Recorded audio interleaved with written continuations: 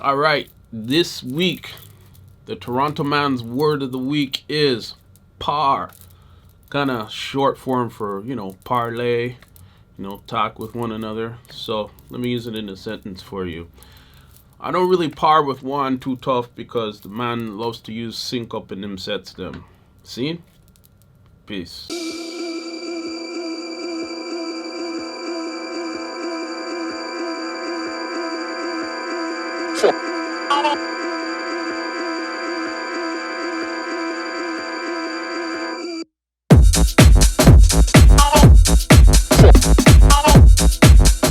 What's up, fam? It's your boy Demuir here, purveyor of all sounds underground. Thank you for joining me on my YouTube channel today, where I'll be discussing first reactions to my new Focal Alpha 80s back there. A pair of new monitors that I grabbed to replace my previous monitors, which were the Yamaha HS8s.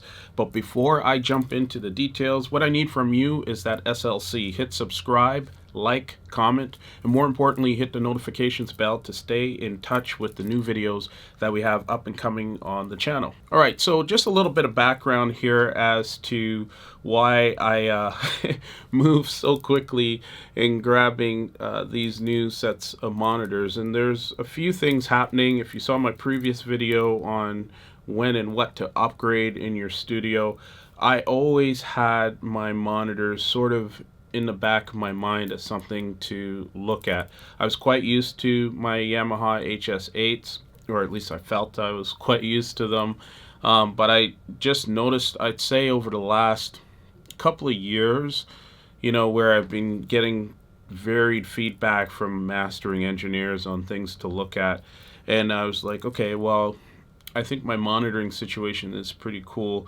but in just this last round of tracks I had to get mastered, one of my mastering engineers just said to me, like, yo, what's your monitoring situation like? And I told him I was on the Yamaha HS8s, and he should know this considering I make 2 YouTube videos a week, and I thought he was paying attention, but maybe not. Maybe he's just too busy with his own thing, which is completely understandable.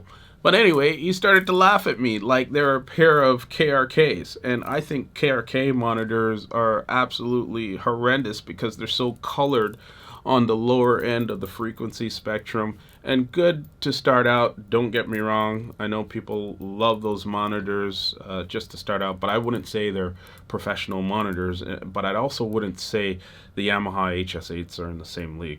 But anyway, this spurred me to have a closer look at my monitoring situation, and I have another video that talks specifically about the importance of making sure everything stays and is done in mono, and we'll get into that in a separate video like I said. But for now, the importance of what's coming out of those speakers was what was driving my decision in terms of what changes I needed to make. So the Focal Alpha 80s seemed attainable to me, and the facts are my mastering engineer also uses them, so they came highly recommended. So let's jump into each of the points in terms of my first reaction on them. All right, so point number 1, when I went to do the research on these monitors, the first thing that stood out to me as a reaction was the price point. They're about double the price of the Yamaha HS8s. The Yamaha HS8s right now, in Canada at least, are retailing anywhere between $300 to $330 per speaker. So it'll run you just over $600 Canadian as a result. Whereas with the Focal Alpha 80s, they're well into $600 or $700 to $900 each. So right there, and then that sort of tells you there's a jump in the price point, and there's a jump happening there for a very specific reason. So when I saw that, my expectations immediately became very high as a result. And point number 2 is the design. I was able to get out to a local music franchise here called Long and McQuaid, and luckily for me, they had both the Focal Alpha 80s along with the Yamaha HS8s, and I was just so ecstatic because I wanted to hear the difference side by side. Both sets of monitors were out on display for about the same amount of time, so I thought I can get a reasonable comparison as a result. right off the bat and straight away, what I noticed was the Alpha 80s are a bit bigger, about almost 6 inches wider than the Yamaha HS8s. And as far as depth is concerned, they're about the same in terms of dimension and length, but the width is definitely a key difference there. They're also about 6 pounds heavier than the Yamaha HS8s, coming in. I think the Alpha 80s are close to 30 pounds, and the Yamahas are about 23, 24 pounds each.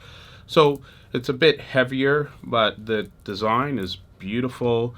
The encasing is durable, and it's pretty pleasing and soothing to the eyes. As you can see back there, it was a nice fit.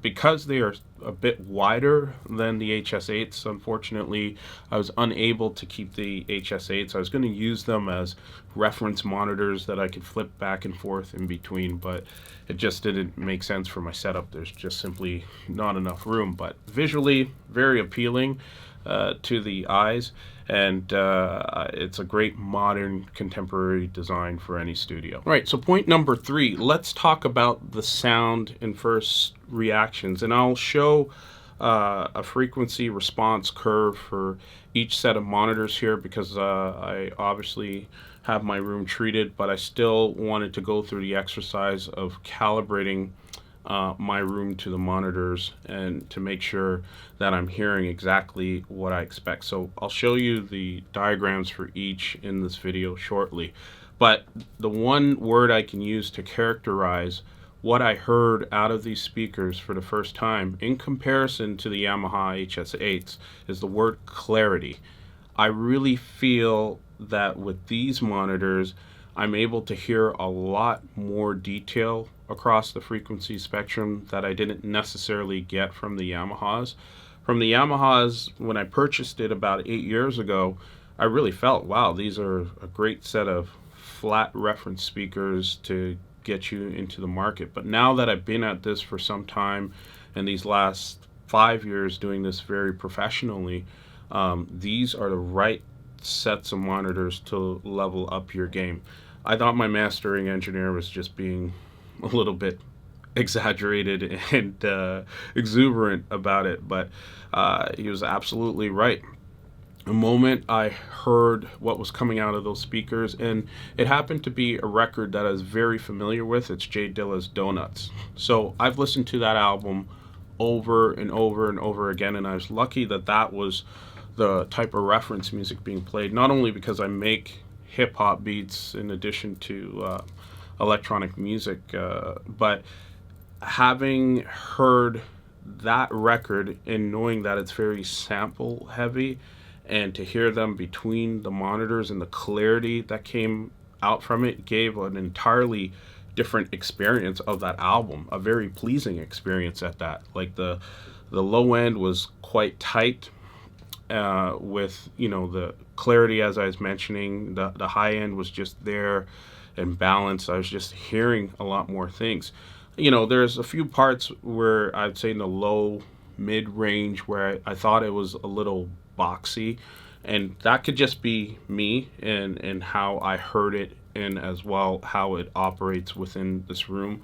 The size of my room is not an ideal size for making music. We're talking, you know, the historic 8.5 by 10 feet. Like, it's a nightmare for mixing music. Again, the same mastering engineer was giving me all of this knowledge. So having SonarWorks in play was great to have, and you'll see on the curves, back to the diagrams, and I think I'll leave a link where you can actually download and look at the differences between the monitors and compare for yourself. Just keep in mind, it's a reflection of how those monitors perform in this room. So keeping that in mind, you'll see a bit of a bump in the low mids with the Alpha 80s, but nothing I got overly concerned about. It was more about a feeling for me when I was hearing Jay Dilla's Donuts album being played on those speakers, as opposed to the Yamaha HS8s, and it's an album I'm very familiar with, and to just have a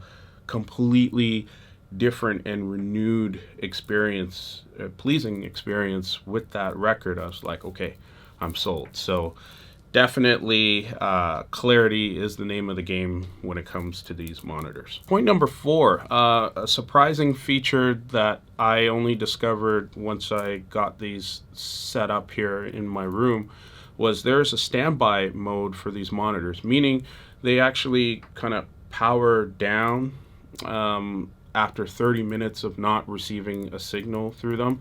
And I do have them running through my subwoofer. But I think that's a great feature in terms of, being environmentally responsible and as well as using the power as efficiently as possible. Some people don't like it. They actually found it to be a nuisance because when you want to power them back up without necessarily switching them off and back on again, you have to run a fairly loud signal through it. So, I'm living in a condo, and that's not necessarily ideal, but it's also not the end of the world. It doesn't take much to power off and turn the thing back on. I mean, when you consider the benefits of energy saving, and as well as on the wear and tear of the actual device as well, I think it's a good feature to have. And last but not least is point number 5. I found that these work so nicely with my Tannoy sub. I mix with the subwoofer on in my situation, but I mix at very low levels. So to be able to have all of that clarity and have it pairing up nicely with my sub and not causing any issues was a huge relief for me. And it's just an overall nice flat reference. Whether you had the levels low or high, you could still hear things with tremendous clarity. So comes highly recommended for me, and that was the last piece or milestone, so to speak, that was extremely important for me for these speakers to pass. And there you have it. That is my first reaction to Focal's Alpha 80 monitors. Let me know your thoughts on this one. If you do own a pair of the Yamaha HS8s that I previously had in the studio here, would love to hear you jump into the conversation, as well as those owners of the Alpha 80s. Would love to hear your thoughts on this one too. I think having the right set of monitors to improve your monitoring situation is wildly important, and I cannot stress it anymore. So I'm very happy with this investment. And again, I usually join a conversation within 48 hours of posting these videos, so I'm sure we'll have a lot of great and intelligent conversation on the matter. Much love and respect to you. Peace.